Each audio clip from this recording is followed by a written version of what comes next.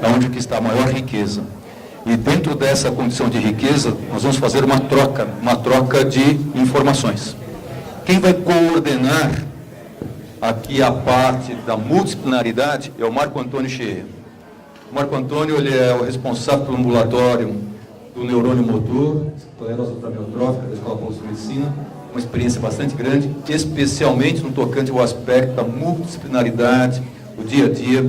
É uma das poucas pessoas que eu conheço que gostam da casa dos pacientes. Cada vez mais eu vejo os médicos só preocupados com o hospital ou com o pronto-socorro. Mas o dia a dia, a casa, são poucas pessoas. Por falar em casa, Romer, Marco Antônio, por favor. Boa tarde já. Prazer recebê-los aqui, depois de algum tempo já dentro da reunião. Essa parte da nossa reunião assim, é uma parte de troca, né? É uma parte de perguntas e respostas. E como sempre acontece na nossa reunião, a Érica vai passar aqui com o microfone e vocês vão levantando a mão, vão fazendo as perguntas e a gente vai tirando as dúvidas a respeito do que é mais importante, do que está afligindo. A gente vai tentar envolver essas perguntas. Vamos tentar ser conciso e para a gente tentar resolver a dúvida de cada um, que possa ser um complemento para casa ou para a vivência da doença da outra pessoa também. A gente fica à disposição. Para entender a doença, para entender como está sendo gerida a doença na casa de cada um, como está sendo sentida a doença de cada um e como a gente pode fazer melhorar o ambiente com informação. Por favor. Ninguém tem dúvida? Aí o senhor se apresenta e faz a sua pergunta. Eu sou Elias Lopes, moro em São Bernardo do Campo. E a minha esposa, o problema que eu mais sinto no momento é porque a noite inteira ela geme sem parar. Mesmo dormindo, está gemendo. E eu não consigo dormir, eu viro ela para um lado e para o outro. Eu já procurei auxílio médico a respeito de remédio para tirar a dor, porque é impossível viver nessa circunstância. Bom, como eu vou responder para o senhor, Sr. Elias? Primeira coisa, a gente sabe que a doença, a esclerose lateral amiotrófica, que é uma doença do neurônio motor perante as outras doenças que também afetam o neurônio motor, como o próprio nome diz, doença do neurônio motor é a doença motora, não afeta a parte sensitiva, né? Não afetando a parte sensitiva, teoricamente, você não vai ter dor. Mas o que dói no nosso corpo é o imobilismo. O imobilismo dói, porque as articulações, elas ficam mais rígidas, a mobilização, a falta de líquido nas articulações também gera um imobilismo maior e também gera dor.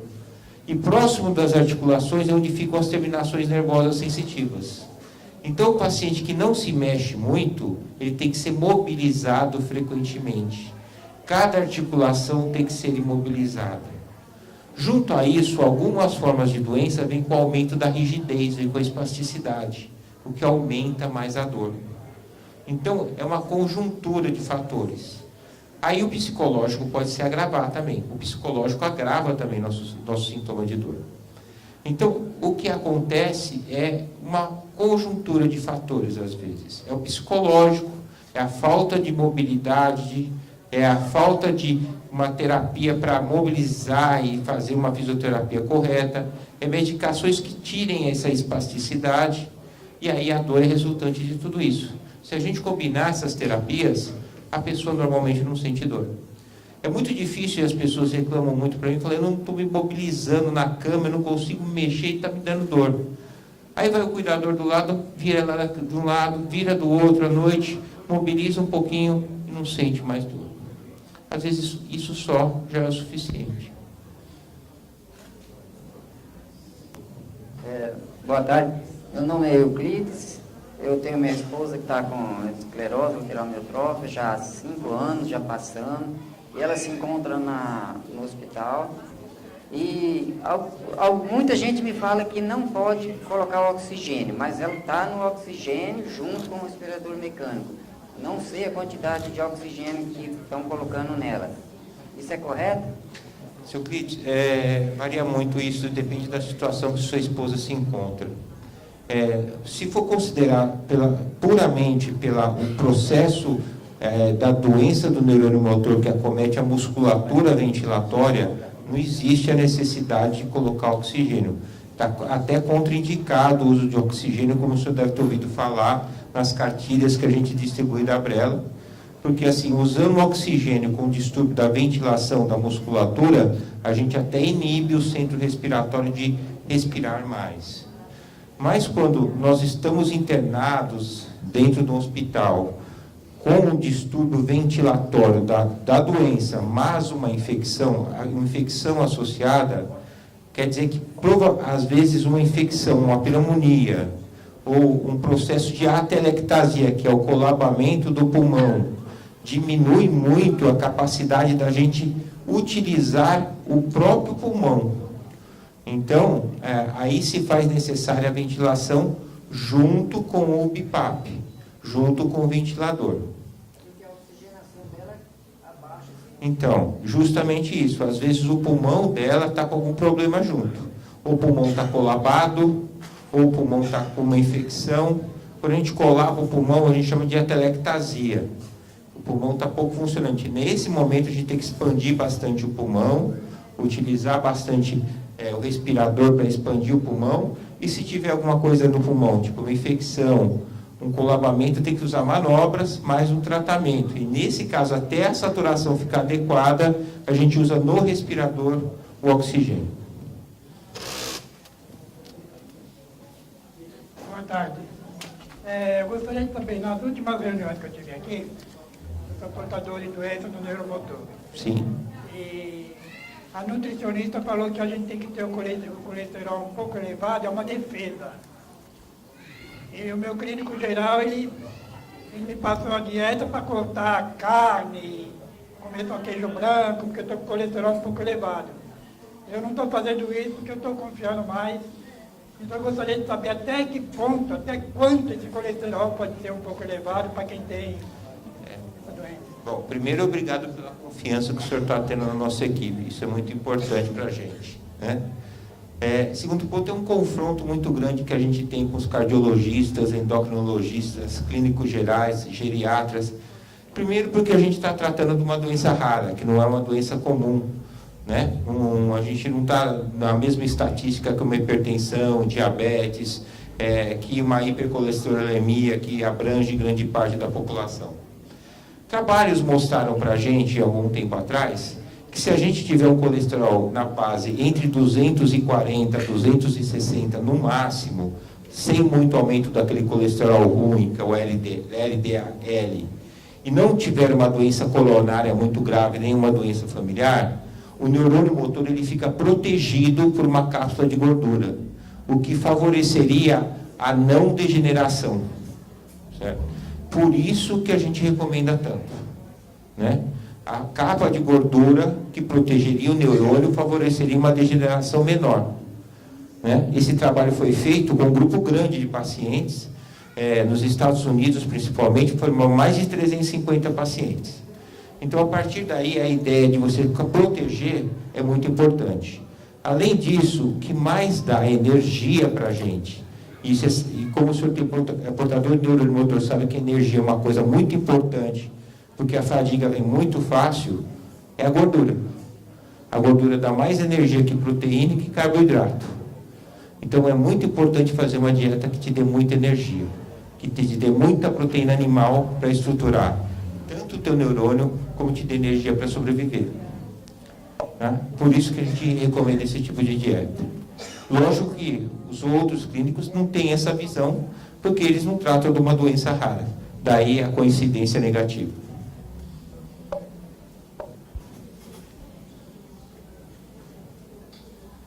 Mais alguém?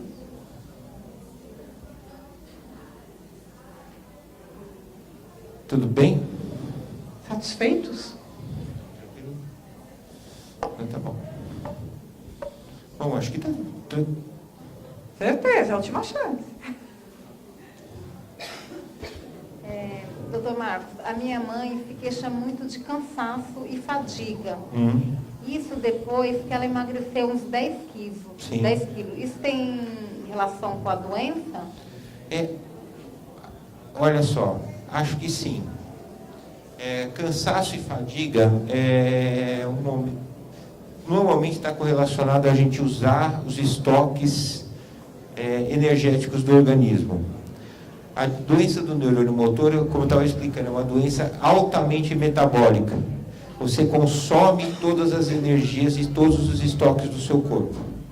Então, se você não estiver muito bem nutrido, com a tua parte respiratória muito bem condicionada, qualquer exercício que você faça, qualquer parte, com a sua parte motora não bem condicionada com quanto você consome de energia e quanto você dá da parte respiratória para contribuir com a doença, vai gerar fadiga. Daí a importância do equilíbrio entre os exercícios respiratórios aprendidos, o quanto de nutrição você está consumindo e o quanto você pode chegar com o teu exercício motor, com a sua caminhada do dia a dia, os seus exercícios. Só uma outra dúvida. Eu vi relatos de alguns pacientes que pararam de tomar o Riluzol porque falou que Tem fadiga. tem fadiga e parando o Riluzol ele se sente melhor. Verdade, isso é uma verdade. Em até 5% dos pacientes é comum fadiga como o primeiro sintoma. Nesses pacientes, a gente tem abolido o uso do Riluzol, ou pelo menos diminuído a dose para ver se melhora a fadiga. O Riluzol tem dado fadiga. Eu fiquei 3 dias sem dar para minha mãe. Ela falou que as pernas melhorou. Então, nesse caso, a gente pede para a pessoa abandonar o tratamento por um tempo, ou reduzir para um comprimido, a dose, para ver se mantém sem fadiga. É comum acontecer isso. É comum acontecer. O Riluzol, um dos efeitos colaterais do Riluzol é a fadiga. Tá bom?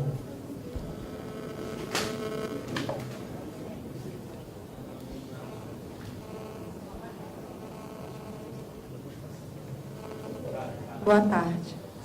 Há algum tratamento eficaz para aumentar a imunidade? No caso, daí seria porque você está perguntando tem algum que tem problema da imunidade? Não estaria muito correlacionado com a doença do neurônio motor, mas existem alguns outros tratamentos que a gente usa para o imunologista para aumentar a imunodeficiência, né? Imunoglobulina humana, transplante de concentrado granuloquínico e células, mas assim, não estariam muito relacionados com a doença do neurônio motor. Mas se a pessoa tem baixa imunidade, existem transplantes que o hematologista faz que aumentam a imunidade. Boa tarde. Eu queria saber como assim, quando a pessoa está fadigada, entendeu? Eu tenho essa dúvida, porque minha mãe tem a doença, aí eu não, que nem a menina falou assim, minha mãe fica fadigada, eu não sei. Então, vamos obedecer uma cartilha simples. Fadiga é igual, né? Fadiga é igual. Meu neurônio motor morreu e eu estou utilizando demais os meus neurônios que estão vivos. Eu tenho que poupá-los. Então, se eu estou utilizando demais meus neurônios que estão vivos, eles estão trabalhando no limite, eu tenho fadiga. Né? Seja porque eu não estou alimentando corretamente eles, seja porque eu não estou estimulando do ponto de vista respiratório meus neurônios, seja porque eu não estou dando a nutrição adequada para eles. Tudo isso pode dar um sintoma de fadiga. Então, a fadiga, de uma forma geral, é isso. Por que está fadigada? Pode ser porque, do ponto de vista da respiração, não está adequada. Porque a alimentação tem que ser mais bem feita. Seja porque está fadigando demais para fazer alguns exercícios comuns. A fadiga pode vir por tudo isso. E a gente tem que equilibrar.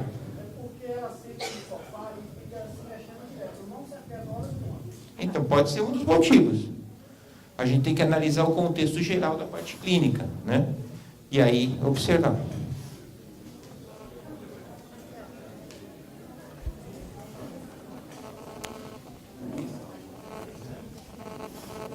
Boa tarde. Boa tarde. Nossa mãe, ela passa com uma fono, com a nossa fono, ela até estava aqui, mas teve que ir embora, e ela utiliza o método Padovan. Eu gostaria de saber se vocês conhecem, e se conhecem, o que vocês acham desse método. Eu não vou entrar no que é, porque eu não sei exatamente explicar. Eu não sei o que é método Padovan, vou te falar sinceramente. Eu sei que está ajudando muito minha mãe. Eu não sei se é o método Padovan, eu não sei. Assim, eu sei que assim, a gente tem que obedecer à fadiga do neurônio motor. Na verdade, é como se fosse a fonoaudiologia nada mais é que uma extensão da fisioterapia, nada mais é do que uma extensão de toda a doença. Né? O neurônio motor é uma célula que ela é tão especial que a gente tem que fazer, parece que é muito difícil e parece que a gente é ineficiente na hora de trabalhar com a fisioterapia. Mas o que a gente faz? A gente tem que estimular a célula a funcionar, né? Na verdade, produzindo movimento contínuo, estimulando, alongando, na verdade, estimulando a propriocepção. É isso mesmo. Só que a gente não pode entrar em fadiga. Exatamente. O treinamento é esse. Por quê? Porque a célula chamada neurônio motor, que existe desde o nosso intraútero, no nosso primeiro mês, e que fez a gente andar, que fez a gente caminhar, ela só funciona por repetição e associação. E se a gente está doente, a gente tem que fazer isso acontecer. É exatamente isso. Né? E a gente tem que fazer isso acontecer dia a dia. É um treinamento mais difícil, mais prolongado, com estimulação, mas esse treinamento tem que acontecer dessa maneira.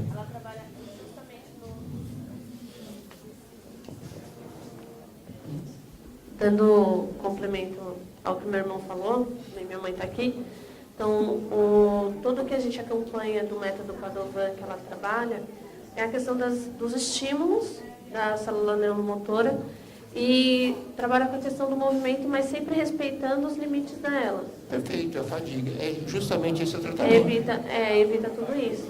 E tem dado resultado, a gente tem investido nisso, né, a partir do momento que ela também demonstra que esse resultado está sendo bom para ela também.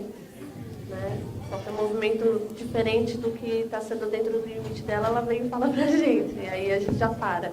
E a nossa fono, ela também trabalha em cima disso, sempre com a comunicação com ela para ver o que está sendo feito para que ela não se estresse, né, o corpo e tudo mais. Tá certo, gente. Mais alguém?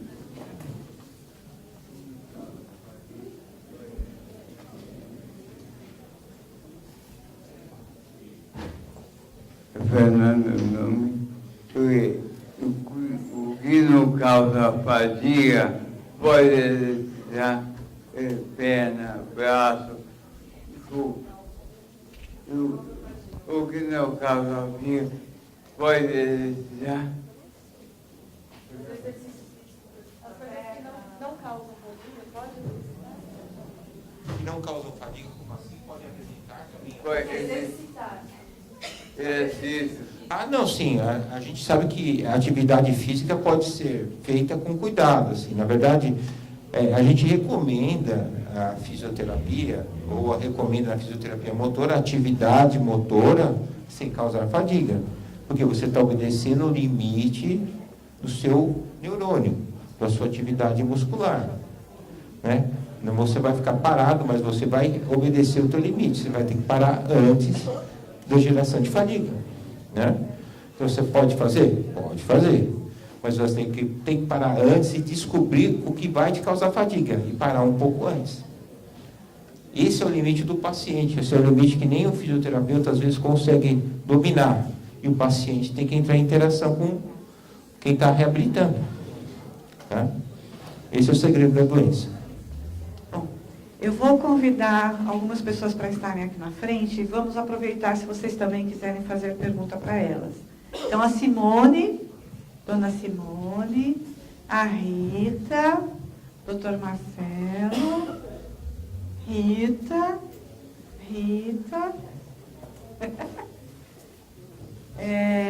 quem mais que estava participando? Augusto. Que fizeram oficinas, tem mais alguém aí? Foi vocês, né?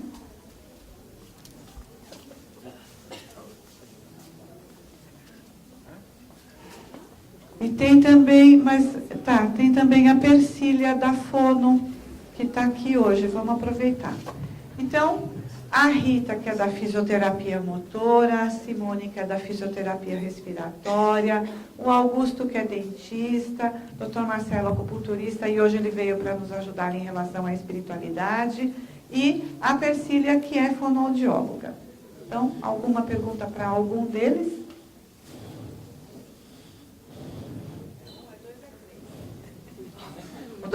O pastor Acari tem.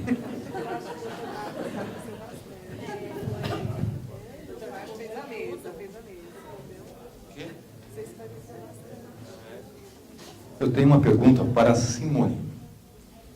Em relação à parte ventilatória, quais são os equipamentos necessários? Primeira pergunta. Segunda, porque eu estou tendo problema em relação às medidas judiciais. Segunda, quais são as melhores formas para a pessoa ter uma reabilitação respiratória a mais adequada possível? E o que eu não posso fazer e quais os equipamentos que eu não posso utilizar? Só isto. Então agora nós vamos até às 18, para responder tudo. Bom, vamos lá de forma sucinta, né? Quais os equipamentos respiratórios que eu preciso? Eu preciso ser avaliado a cada 3 meses, pelo menos, para determinar com uma capacidade vital entre 70% e 80%, começar a expansão pulmonar com equipamentos como, por exemplo, AMBU, equipamento de baixo custo, com orientação adequada. CVF caindo 50%, 40% associado a sinais e sintomas de desconforto, eu preciso de suporte ventilatório no período da noite. Com equipamento simples, eu não preciso pedir o top de linha, equipamento simples para usar à noite por 8 horas mais ou menos. Se eu preciso descansar durante o dia e preciso usar em mais que 16 horas de aparelho na totalidade, o equipamento simples não serve mais. Eu não posso mais usar um suporte ventilatório, aí eu preciso de um suporte de vida, que é o equipamento mais sofisticado. De 16 a 24 horas eu preciso de um suporte de vida. Para tossir, eu posso usar o AMBU, e quando o AMBU não funciona, eu preciso de uma máquina de tosse, como a gente tem ali atrás. Como eu consigo esses equipamentos? Os equipamentos simples eu consigo de forma fácil, me dirigindo ao UBS no setor de regulação, com pedido médico. Esse setor de regulação, através do sistema SIGA, me coloca no sistema aqui em São Paulo da AFIP, que é o Instituto do Sono. Eu vou lá, faço uma avaliação e recebo aparelho e assistência técnica sempre. Fora do município de São Paulo, em municípios com mais de 150 mil habitantes, a gente tem que se dirigir à Secretaria Municipal de Saúde. Eu sempre falo, tem que ter um pedido médico e ideal que o fisioterapeuta descreva o equipamento que ele quer junto com o médico, uma parceria dos dois para dar certinho. E aí vai na Secretaria Municipal de Saúde. Se a Secretaria não fornecer, precisamos de uma liminar judicial, via advogado. Aqui em São Paulo, equipamento de tosse mecanicamente assistida e equipamento de suporte à vida, que é um ventilador um pouco mais caro, mais completo, eu tenho que entrar com a ação judicial. Se eu tenho um plano de saúde, eu peço via convênio e normalmente eu recebo. Se eu não tenho um plano de saúde, eu entro com uma ação judicial contra a Secretaria de Saúde do Estado. E aí eu vou receber esse equipamento. É demorado. O último equipamento eu levei quase 7 meses para conseguir receber da Secretaria de Saúde do Estado. Nós temos alguns parceiros aqui em São Paulo que, numa emergência muito grande, eventualmente nos emprestam equipamentos. E nós temos algumas empresas parceiras que, quando nós falamos que somos da Abrela, eles têm um desconto enorme para fazer a alocação desses equipamentos. Então, o ideal precisou de um suporte à vida, precisou de uma tosse mecanicamente assistida, entra com a ação judicial e, ao mesmo tempo, tenta conseguir o equipamento emprestado ou locado, até sair o seu. Equipamentos que a gente não pode usar e que estão muito na moda. Equipamentos de alto fluxo movidos a oxigênio puro. Esses equipamentos estão aí nas redes sociais, eles têm uma indicação, mas não para nós. Outro equipamento que não devemos utilizar, equipamentos com molas que fazem resistência, tanto para puxar o ar quanto para soltar o ar. definitivamente nós não nos beneficiamos de equipamentos que fazem resistência. Eles promovem a fadiga. Aí a gente pensa, mas melhora a condição aqui da parte bulbar, da deglutição. Essa melhora, ela é uma melhora momentânea. A gente tem que sempre ter exercícios que a longo prazo nos beneficiem. Não adianta fazer uma coisa que melhora agora à custa de degeneração de fibra, à custa de fadiga, certo? Então, existem outros exercícios para melhorar essa condição de deglutição que não gerem fadiga. Todo equipamento que gere fadiga, cansaço, ele está contraindicado. Ok? Muito rápido. Ela foi muito rápida. Senhor Euclides, o senhor quer fazer um comentário a respeito do comentário dela? Me conta a sua dificuldade.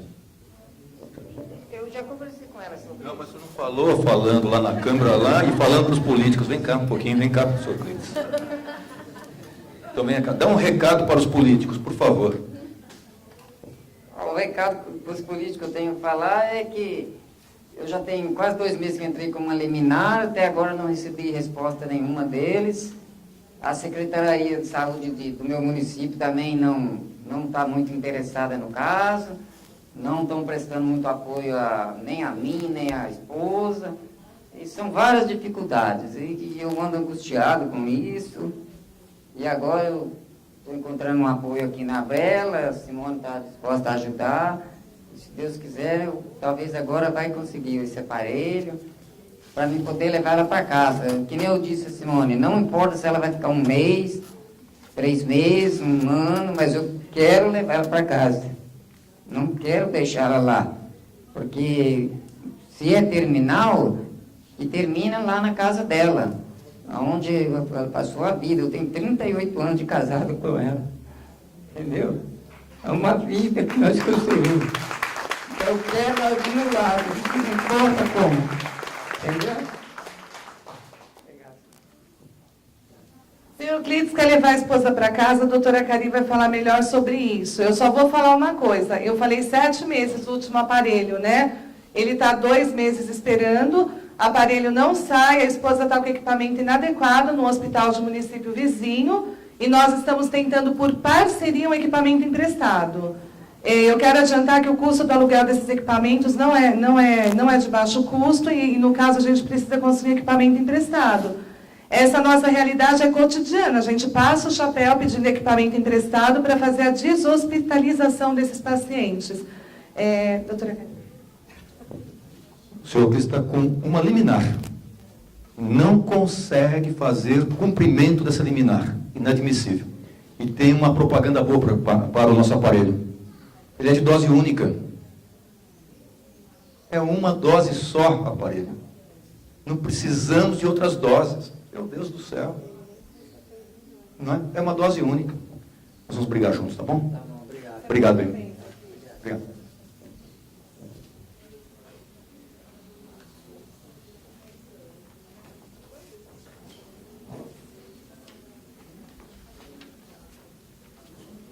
Fazer uma pergunta para a professora doutora Rita. A mesma pergunta, Rita. O que tem que fazer, o que não pode fazer em reabilitação motora?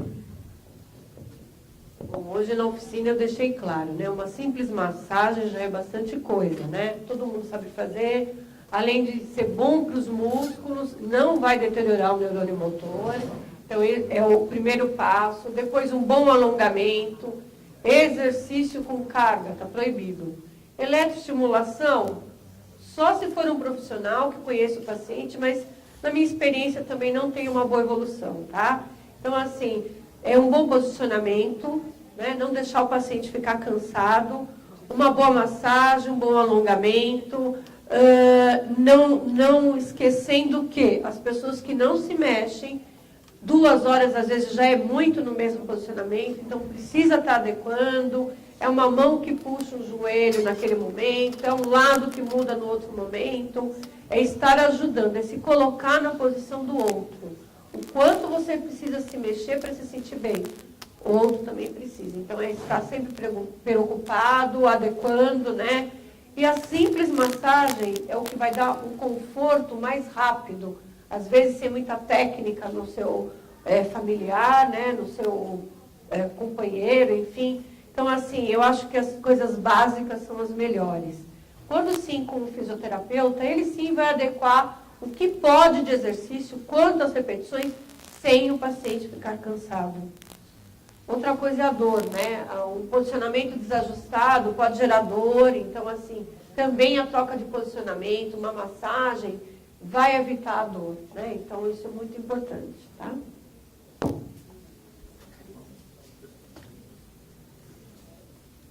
Não posso deixar de aproveitar a experiência do professor Dr. Marcelo Saad, uma experiência enorme na ACD em relação à reabilitação. Como que é a sua visão no tocante a esse aspecto, Marcelo?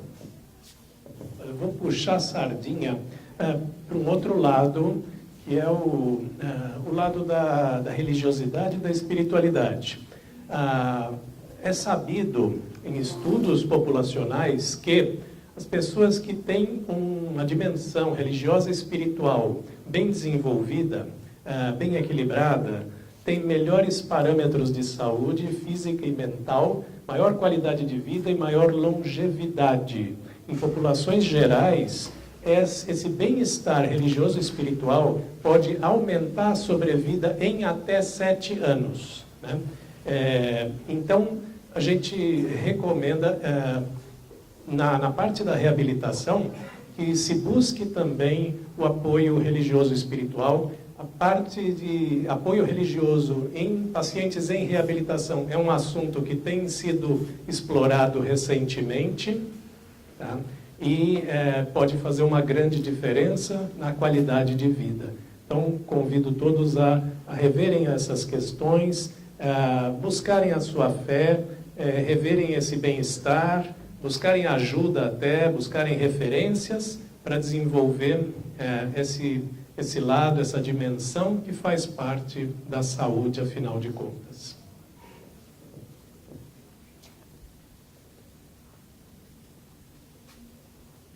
Ercília, Fona, é só falar?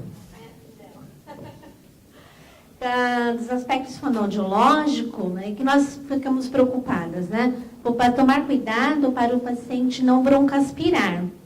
E a parte da reabilitação, também, como todas as colegas comentaram, não são exercícios com aparelhos com esforço, porque gera esforço. Sempre amplitude de movimento para dar função. E sempre prestar atenção durante a alimentação dos pacientes, porque o paciente ele pode ter disfagia, uma dificuldade de deglutição para uma consistência. Muitas vezes ele não são para todas as consistências. Se ficar atento, se esse paciente está engasgando, tossindo, pigarreando, para qual consistência? E como nós orientamos nas oficinas, esses pacientes muitas vezes não estão com reflexo de tosse efetivo. Então, muitas vezes eles podem broncoaspirar, sem tossir, sem engasgar e sem dar sinal, aos poucos. Por isso, o trabalho em conjunto da equipe multiprofissional, nutrição, físio, respiração. E quanto à comunicação, ninguém fica sem se comunicar. Comunicação é entre gesto, expressão oral. Então, para montar uma prancha de comunicação alternativa, como esse paciente, a prancha de comunicação é bem individual de cada paciente.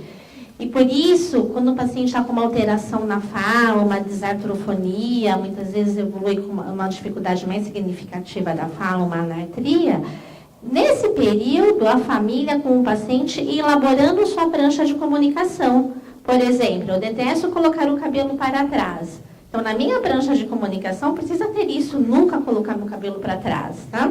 Então, e sempre pensar na qualidade de vida, porque sempre há o que fazer, como nós tivemos a palestra no início de cuidados paliativos. Olhar por esse paciente, para o familiar, com muito carinho. Convenceu. E interessante, eu tenho participado de bastante congresso ligado ao Marco Antônio, a mesma coisa. E Fala-se muito de respiração, fisioterapia, terapia ocupacional, fonoaudiologia, nutrição, psicologia. O que não se fala em congresso, Marcão? O que eles não falam em congresso? Nos internacionais. Mas não falam de um detalhe interessante. Eles não falam de odontologia. Eles não falam de dente, não falam de gengiva. Interessante. E nós estamos com um projeto para ser instalado lá na neuromuscular também. E eu gostaria que o Gustavo nos explicasse Augusto, desculpe-me, nos explicasse qual que é a proposta sendo feita e a importância. Obrigado, Augusto. Então, a proposta que eu e o Dr. Acari está conversando, da inserção da odontologia na equipe multiprofissional com o paciente com ela, é a mesma que começou há alguns anos atrás na inserção do dentista na UTI. Eu tenho atuado na UTI lá em Manaus desde 2014, vim para São Paulo tem 9 meses, e eu estou terminando minha pós-graduação. Terminando, entre aspas, estou fazendo minha pós-graduação para apresentar uma revisão sistemática da odontologia com o paciente com ela. Infelizmente, a gente não vê trabalhos ao qual relacionem a participação desse profissional no cuidado do paciente com esclerose lateral amiotrófica. Então, a proposta é promover mais trabalhos científicos, instituir protocolos de atendimento, perceber a importância do dentista e ver no que ele pode auxiliar com os outros profissionais, que eu vejo que a equipe multiprofissional, quando é inserida com outros profissionais, e cada um falando sobre sua especialidade, eles têm a somar, melhorar a qualidade de vida e sobrevida do paciente com ela. Então, resumidamente, a odontologia vem crescendo, é um trabalho de formiguinha, e agora eu vejo que o paciente com esclerose lateral amiotrófica tem que também ter um dentista inserido na equipe, para a gente verificar uma melhora dessa qualidade do atendimento, uma sobrevida e do cuidado também. Não só o paciente, claro, o cuidador também, porque se o cuidador ele não se importa, se ele não tem uma higiene bucal, ele não tem o cuidado com si mesmo, por que ele vai ter com o paciente? Então a gente tem que ver todas essas vertentes para a gente poder começar a instituir esses protocolos, ao qual a gente vai estar desenvolvendo na Unifesp com o apoio da Abrela, que vão sair futuramente esses projetos, esses trabalhos, tá bom? Obrigado mais uma vez.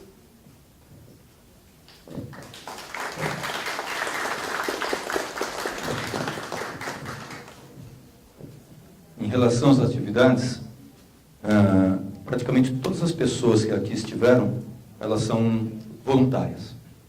Todas elas. Exceto eu. Nós temos uma particularidade, eu sou funcionário público federal, com bastante honra, adoro ser funcionário público e adoro estar na Escola Paulista de Medicina, adoro estar no ambulatório das doenças neuromusculares, e lá no ambulatório nós tivemos essa grande honra de termos um grupo de voluntários. Quando se fala um grupo de voluntários, não é só na área da saúde. Nós temos também das pessoas que trabalham no contato direto, lá na janela, depois no fundo, e as atividades que vocês não estão vendo, que as pessoas não veem, que é no bastidor também, são os voluntários. E eu gostaria de agradecer um grupo voluntário fantástico que nos ajuda bastante, que é a Associação Paulista do Combate ao Câncer. E a Níriam, acho que ela não está aqui mais, ela esteve até há pouco tempo, ela tem um grupo que nos ajuda muito no contato com o paciente, com a família, com o cuidador, no telefone, porque em relação a primeira condição de contato com o paciente é o Cláudio. E o Cláudio é o Cláudio para abrir a ficha, é o Cláudio para ler ao telefone, é o Cláudio para abrir o arquivo, achar a ficha do paciente, é o Cláudio escutando o médico, todos os fisioterapeutas. Coitado, ele é o Cláudio 1001 utilidades, eu falo que é o Cláudio Bombril, né? Tantas atividades que ele faz. E as pessoas lá estão ajudando também nesse aspecto do dia a dia. E um agradecimento muito especial a essas pessoas, especialmente também aquelas que estiveram aqui hoje, nos auxiliando no dia a dia. Érica, cadê você, Érica? Tá, por favor, vem cá. Está escondida aí atrás? Então, por favor. Então, nós vamos chamar aqui, a Persília já está aqui, a Luzinete, que foi nossa aluna, hoje está formada com muito orgulho, assistente social, pode vir aqui. O Fabiano, que emprestou a Luzinete para a gente hoje, pode vir aqui, Fabiano. A Joyce. A Kelly. A Márcia. A Márcia do IPG, a Márcia da Neuromuscular. Já foram? A Cindy. A Bárbara. A Rita está aqui, a Simone está aqui, peraí. Deixa eu ver. Voluntários, falta mais alguém que eu não falei. Então vamos lá. Esses são pessoas que... A Silvana Dorro. Silvaninha. Carlinha. Tem o Marcão, que é o chefe dos chefes aqui. Cadê a Sara? Lógico. Ana Carolina, da televisão Philips.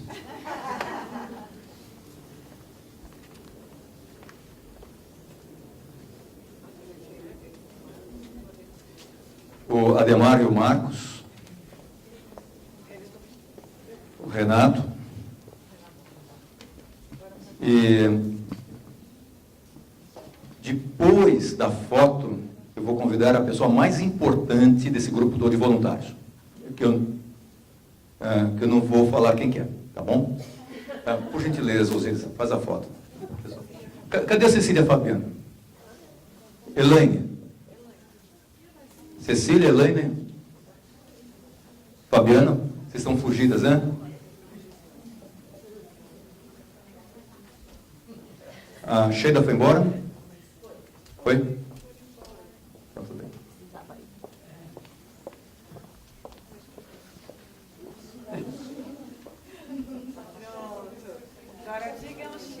Não, a junta primeiro.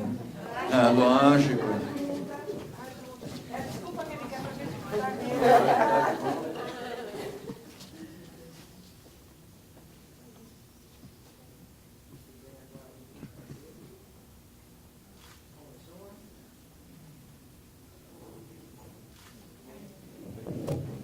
Nós temos um compromisso de ajudar o seu Euclides. Seu Euclides, por gentileza, vem cá, por favor.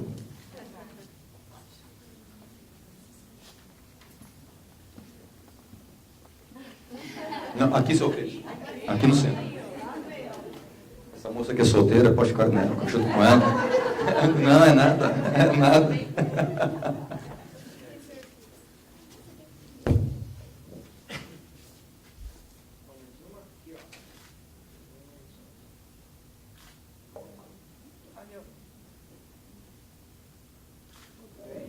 Agora, a pessoa mais importante, que sem essa pessoa nós não teríamos os registros. Osíris, vem cá, por favor. Dá uma máquina para alguém.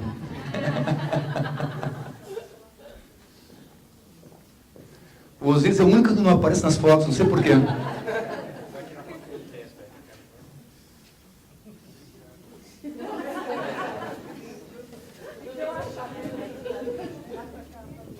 Ela tenta tirar foto dele e ela não consegue.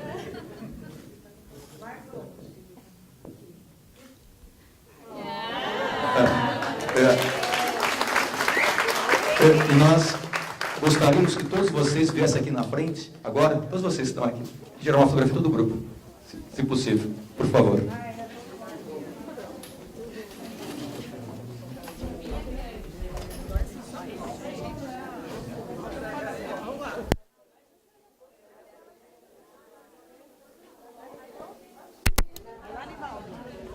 Vou ficar na frente.